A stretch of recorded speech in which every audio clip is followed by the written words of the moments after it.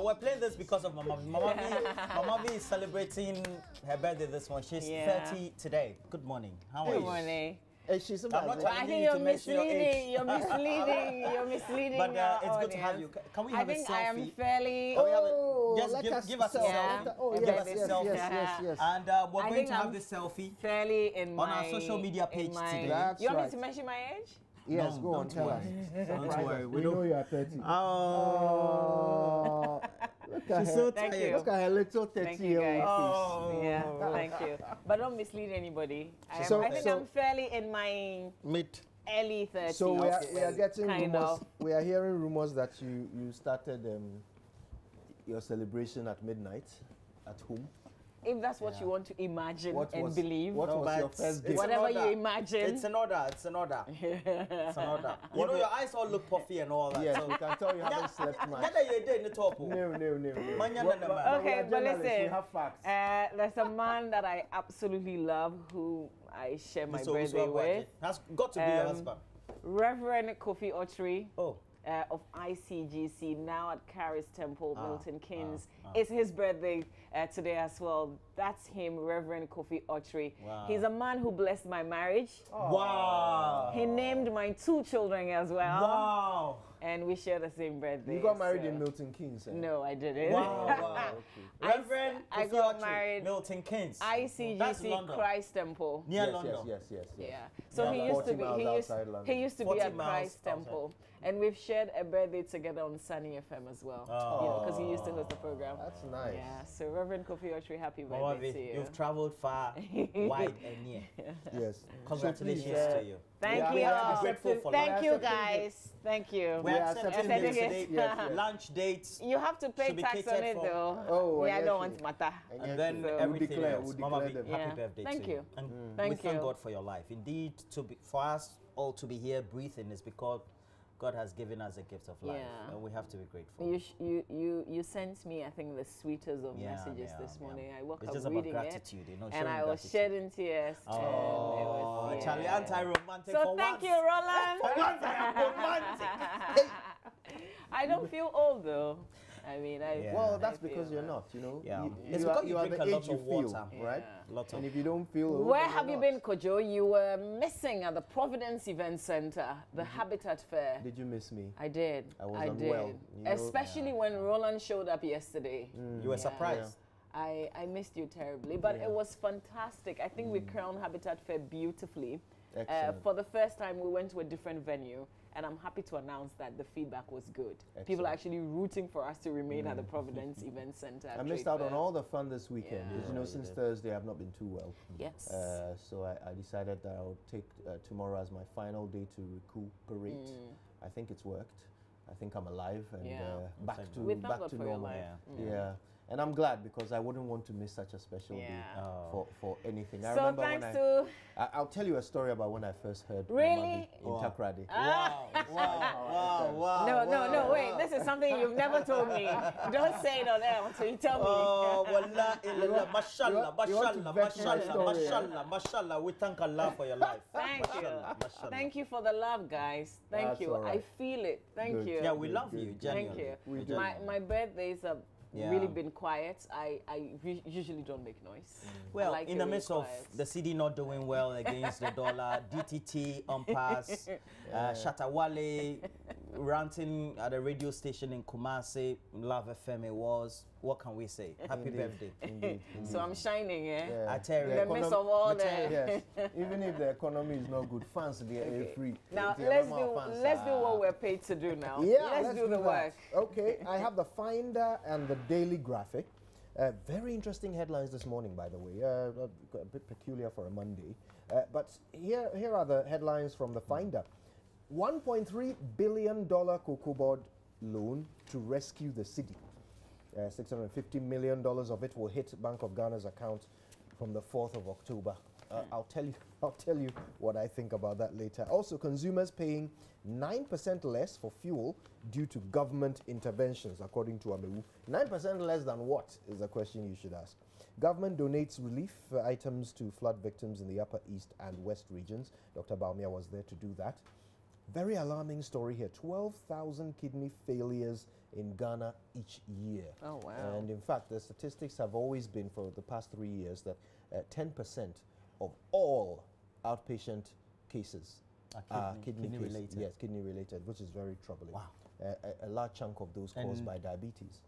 Wow. Auditor General and Board Chair must cease fire, according to Afenyo Markin. He was on Newsfile. And in the Daily Graphic, actually, let's see. Yes, so in the Daily Graphic, front page has these. Chief shot dead at fire festival. Yeah, ironic. And don't disclose patients' illnesses to third parties. Konfanochi CEO admonishes health professionals. And my God, if health professionals have to be told this, then we have a problem. But obviously they do it, don't they? They talk about people's illnesses. Because one of the key ethics or ethos by which they have to work with is confidentiality. Yes, yes. But it's perhaps the one that they pay least attention to. You know, Papa no was syphilis and Pocho sorry, bra, we do. Imagine that. And then you have to get up. Then you have to get up. Where you tune rough. Yeah. Also on the Don't do that. On the front, also on the front page of the Daily Graphic, no staff layoff. ATL management assures. I believe that's Akosombo Textiles. And the banner headline: Brouhaha over digital terrestrial TV. Hey, random. New entity to manage platform. That's what the communications minister said in a statement. But did you hear what she said on Newsfile? I did, over the man. weekend? I was listening. Mamavi. I was watching and following and that, listening. Dr. Charles Wekubo And wrote on his social platform. media went, oh gosh. It was. And I don't know. Look. I think I can safely say that the communications ministry endured a lot of shame on social media on Saturday. A lot of shame. I think even throughout the you know, yesterday. yes, the because people Dr. of Charles Wekubo the people of Ghana she's more of an advocate for Chinese. were scandalized the Chinese at firms what the minister said on Newsfile. Let's We'll check talk out the rest about of the that later. headlines. On the back page, government donates relief items to flood victims in the north, and that's it. Mama V. Let's do the Ghanaian Times newspaper and the Chronicle. Times first, irate youth on rampage, touch houses at Abra Donkwa. Kidney-related diseases alarming, according to Dr. Kote. VIP presents items cash to flood victims in Upper East region. In the northern region, the police hunts for killer of sub-chief. After severe rainstorms in northern region, floods claim 32 lives, render many homeless, wash away crops. Back page of the paper now, show interest in land administration, youth urged. And Ho hailed as cleanest regional capital. Very interesting. They've given us a pictorial view. I don't know which part of Ho this is, but it's on the back page of the paper. Front page of the Chronicle now. Police intelligence working to perfection. VIP security guard killer grabbed. Bogoso cop assassin also smoked out. Free SHS leads to business boom at Kumasi Central Markets. Back page. Ministry of Youth and Sports inaugurates Women's AFCON 2018 committee. That's it for the Chronicle newspaper, Roland. Well, I have two newspapers, so let's quickly take a look at first. The Daily Dispatch newspaper has on the front page, filing fee for NDC's presidential slot could be 350,000 Ghana cedis. Well, I don't blame the party. You look at the numbers, we're racking up to about 12 now. Well, we're inching close to the record 17 posted by the MPP way back in the 2007 period. But they had them in. Yeah. Full text of first independent speech by Kwame Nkrumah. It's on page 11 of the Daily Dispatch newspaper. And Amewu lacks knowledge about his energy sector. A story attributed to John Jinapor, former deputy minister of energy. Now, they also have an inside story on focusing on governance, peace, and security in Ghana. And those are the stories we have. You have an elaborate story of the write-up on the NDC presidential slots and the monies that are expected to be taken as filing fee. Now let's go to the Business and Financial Times. It says it is Africa's leading provider of business information. Has the lead story, tiny voices from the streets, the children left behind. See page 3 for the rest of the story. Gold to be assayed at the airport to check tax laws. A story filed by Bernard Yawashade. But this is quite worrying. Personally, I've known friends and some people who have had these sentiments for a long time, but we've had a research by Equity Ghana, which is indicating that 63% of bankers want to be out of the profession. And it's due to a number of reasons we'll tell you when we look at stories in detail. And there's a summary quote there. It says, "We are living borrowed lives." The story is on page 4. We'll apprise you of the details. And now we have research could have curbed banking sector crisis that super brands Ghana. Now, back page. That's a number of stories. The African leaders must work to deepen intra-Africa trade. I agree. The story attributed to the Agbogbo Mafia of the Asogli States, Togri Apode, and his picture there alongside Jane Reindorf Atto, the managing director of the World Trade Center Accra. Then we have chairman of the World Trade Center Accra, that's Togri Apode himself, and Edison Sitoli, an ambassador or the acting ambassador at the Zimbabwean embassy. Stanbic Vodafone trained startup owners at an SME clinic. The story is also featured on the back page of the Business and Financial Times. Well, if we can go into details of the stories, let's do that.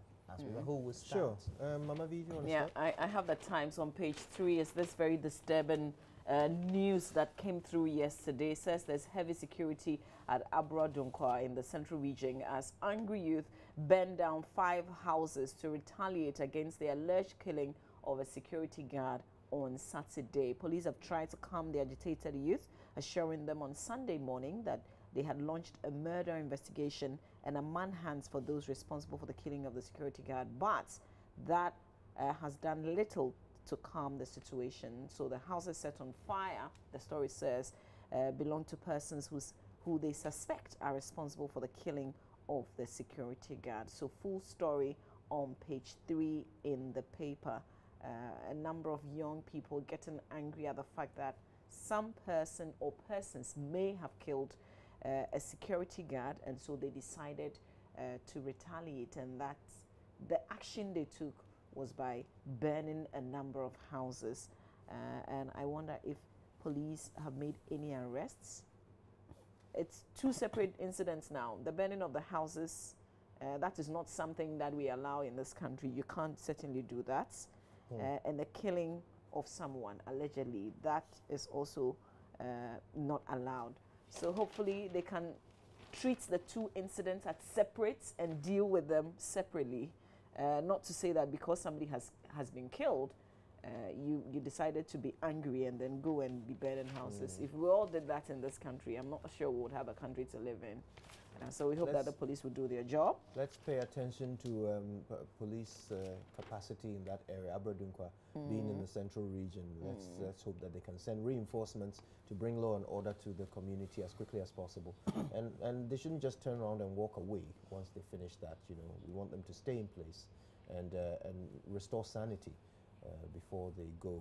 When the youth get together and there's nobody to stop them, they can sometimes, you know, do the absolute worst before their lust is, you know, slaked. So I hope the police are up But to this is, sorry, just before you come in, they say the story says that 3 weeks ago, a linguist in the community and his wife were both beheaded by unknown assailants. So it looks like something really is happening there in Abrodunkwa, Roland. But you see, the thing is, if you look at the history of some of these, I would say community or communal conflicts, they have been as a result of the laxity or the inability of various security agencies to pick up vital information. Because ideally, we're supposed to have informants who could either be on the permanent payroll or working with agencies like the BNI or the CID or the police. And they will pick up the snippets of intel and they feed onwardly to the state institutions we have in those communities or in the regions to act. Now, having these also shows that they are failing to do their work. Unlike other more developed countries in which they pick up these intels and then they can even give you a trace of a history as to when it started, when it ended. That is, even if it occurs and they have to trace a history. But we don't seem to be doing too well. I don't know why In fact, I think you've hit the core. The reason apparently for the action of the young people is because they feel the security agencies have not acted in the face of people being killed. Yeah, and for young people to act this way, it also means that there's not a constant dialogue with these young groups.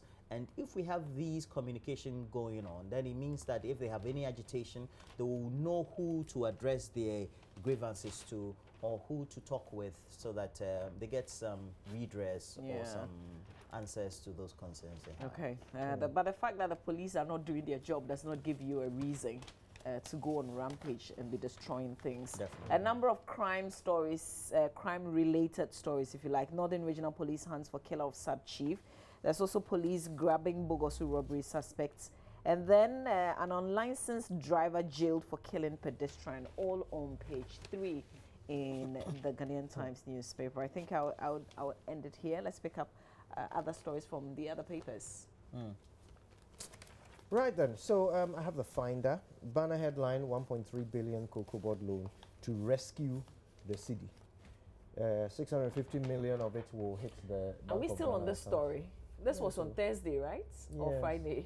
Yes, I mean, well, look, when I went out to interview Stephen Opata, he said this. He said that when the cocoa loan comes... That's the Bank of Ghana gentleman. That's right. He's the director of financial markets. He said that when this 1.3 billion comes, it will somehow stabilize the city. And I asked him then, and I'm asking the same question now. The Bank of Ghana says that the problem is not reserves. They have reserves. In fact, they've been injecting some dollars into the system. So they have, and there's no danger. They say they can have enough reserves to import for 3.7 months. So increasing the reserves, how would that strengthen the city? If the reserve is not the problem, bringing in more, how would that strengthen the city? I don't know. The banks also say we don't have any shortage. When customers come, we are able to give them. Bank of Ghana has made us buy another $200 and something million in September alone. There's no shortage. And before then, another 200. So this 1.3 billion, how? I want to understand the economics of it. How will it improve the strength of the city when our surplus is not a problem? I think we should expect some kind of announcement from the Bank of Ghana today on inflation rates.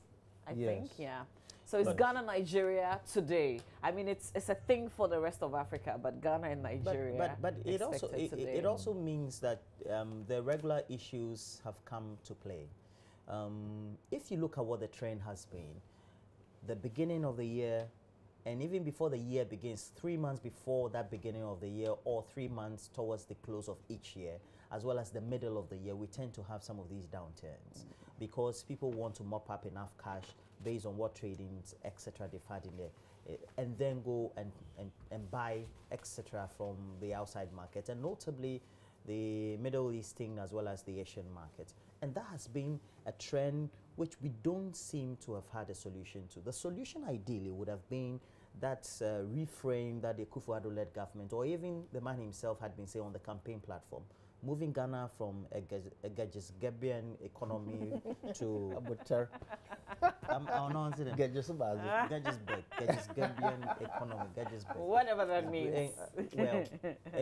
Well, basically meaning that we want to put value on our raw materials. But if you ask me, over the last 5 years, we have done nothing to improve that part of our economy, because the farmers still have gluts for their produce, and we have not taken added steps by way of introduction of good policies or some tariff regimes to dissuade people from bringing in products that could adversely come to compete with what we have.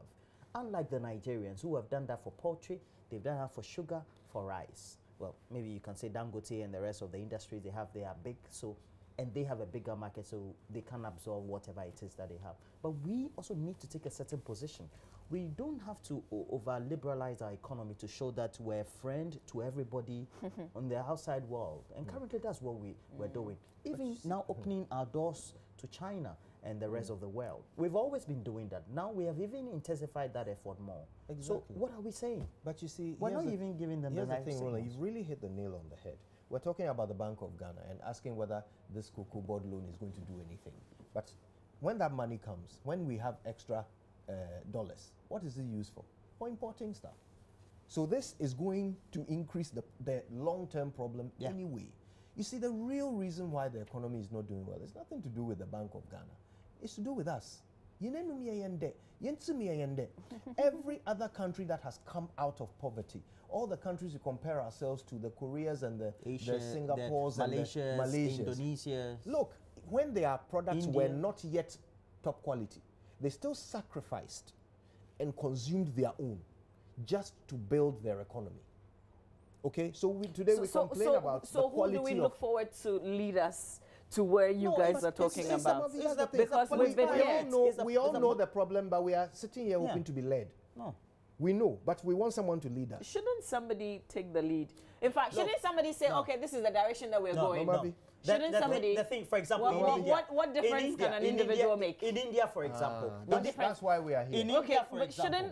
In India, for we example. will continue talking like this. No. Next year will come. No. And then we will say, oh yeah, it's normal. This is what happens around this who time. have to change the behavior first. There need to be the commitment of the state. All of us make up the state. But those who tend to lead the way by way of policy and the commitment should be the political elite and the leadership. So government needs to take that step. For example, in India, you cannot use a VW, a Toyota or something at the detriment of the local Tata.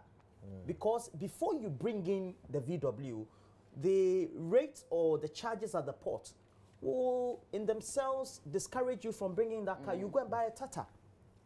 And that's a policy that we need to undertake. If you encourage so we the need industry some kind to of grow. drive. Yes, if you encourage the industry to grow, if one person is manufacturing cars and you encourage the industry, 2, 3 people will come in. So they will start competing on quality. The quality will improve. The price will improve.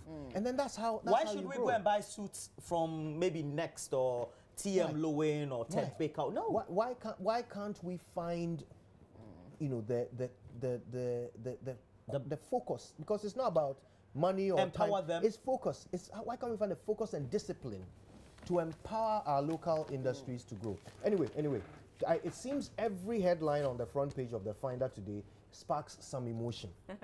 12,000 kidney failures in Ghana each year. This is scary. And you see, the problem is that we are not equipped to manage it. You go to Kolebu, which is still the biggest hospital in Ghana, and they have only 12 dialysis machines. Now, dialysis is a machine that you use if you have kidney failure. If your kidneys aren't working, the job of your kidney is to clean out the impurities from your blood. So when you go there, they hook you up to this dialysis machine. It will pump all the blood out of your body through the machine and back in, so that the machine can clean those impurities out, like how your kidneys would do if they were functioning. Okay? So a person without kidneys can live for as long as possible, just through going for dialysis a couple of times every week. You can live forever, even if you don't have kidneys. Okay? But there are only 12 of them at Kolebu. That's the biggest dialysis unit in the country. So every other hospital has fewer. In fact, most hospitals have none. I think Cape Coast has the second largest. And then that's it. Okay? So you have to ask yourself, if this is our biggest problem, how much money are we dedicating to solving our biggest medical problem? 10% of all complaints at outpatient have to do with the kidney. And we're doing nothing about it. Another headline that is causing me some headache this morning: consumers paying 9% less for fuel due to government interventions. John Peter Amewu. that they would have paid this extra 9% if the John Mahama administration was in power. Thanks to the brilliance of our government, we are saving 9%. You see, these are some of the things. We thank them. These are some of the things. Okay, you vote for a government to come into power, come and solve your problems. When your problems continue, they say, oh, we are failing, oh, but we are failing better than your predecessors. Sure. You see, these are some of the things. When I heard that, I said it sounds depressing. I said it sounds insulting. I said Ghanaians voted for a change. And you didn't tell us that now, I think our problem you were going to retrogress better than what was changed. Now let me make this clear so that yes, even when they're not expected to do politics, you are they right. do politics. Let me make this clear so that nobody thinks it's a personal thing. When John Peter Mewu was at the Lands Ministry, I thought he was perhaps one of the best ministers we've ever had in this country.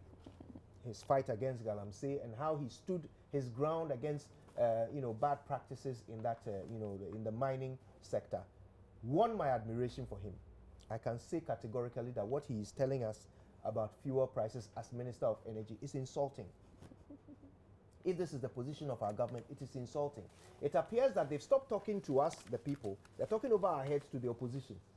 So they think the conversation is between them and the NDC. Or maybe perhaps is the opposition that is instigating agitations among the citizens. They say something here. They say if you and your friend are outrunning a lion, if you are being chased by a lion, you don't have to outrun the lion. You just have to outrun your friend. As long as you are running faster than your friend, you are safe. Because once the lion catches your friend, you can escape. That's the attitude with which the NPP is governing Ghana right now. And it's sad. They think they only have to outperform NDC and they are fine. They don't realize that we've given them a mandate to address our problems, and nothing short of their best is good enough for us.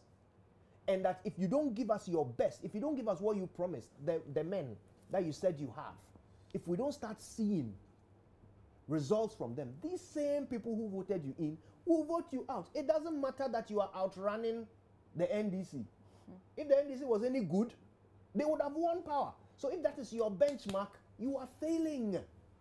Somebody explain this to our government so we can start getting better out of them. Well, let's go online. But before we do so, 63% of bankers want out of their profession.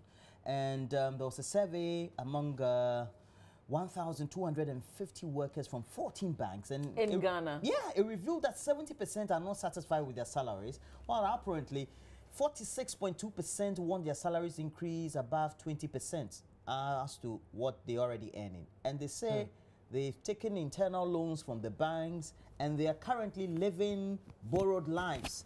We're seeing them with vehicles and trying with look good with ties and good jackets, and apparently it's a terrible situation for them. The finding also showed that 78% of the respondents want a more flexible working environment.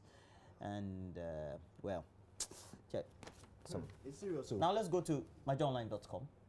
Yeah, Mama a few stories out Okay, on myjoyonline.com real quick. DTT Brouhaha, be transparent. That's the Media Foundation for West Africa, urgent communication ministry. Suleimana Brahma was on Newsfile on Saturday making this point. Communications ministry soon to slap DTT hosting fee on Giba. Is it the angle of the ministry that made the minister say that on Saturday? He says there will be a meeting in 10 days. What a way to announce it. Thank you, Ghana, for uniting behind Busimuru Kofi Annan's funeral. I think we did well. I think government did well with the organization, albeit, few things, but it was our first. Kumbungu youth chief wanted by police for killing at Fire Festival. Still on myjoyonline.com. What's his name? Lacazette? Is that it? Okay, whichever way. If Arsenal wins, it's nothing. Move on. It's something, I beg. Lacazette. Government receives $30 million World Bank support to strengthen financial sector. Public debt stock reaches 159 billion Ghana cedis in August. Market distortion. Geba Big Shot explains opposition to Star Times deal. And the Minister of Communication insisted she couldn't get what the issue was or is, and she kept asking in the face of all the things that the panel members were saying. She still couldn't get the issue. I think it was fascinating on Saturday on Newsfile. Fuel shortage imminent as tanker drivers threaten strike. Yes, they said it over the weekend. Today we will see if they're moving the vehicles or not. They send the fuel to the stations where we buy the fuel. So if they say they are not working, it would certainly have an impact. we'll keep an eye on that situation. Many more stories on myjoyonline.com. Just log on to the site. I want to say good morning to Mrs. Christiana Abra at Takoradi Ghana Ports and Harbours Authority. I think I have another wish. I'll just come back to it. If it's your birthday today, happy birthday to you. Good morning to Prince Charles, my dear friend. Yeah. Take a break, my wife. I should take it right. Today everything is on me. All right. We will be back with sports, and then we have many more conversations. We're talking about people still easing themselves. Like this morning, whilst we're talking on the show, there are people who are doing it openly, freely at the beaches. 4 years ago, we went heavy on that. This time around in 2018, there's a number of media houses who have come together to abolish this. We will see how far we can go with the campaign this time around. Stay with us.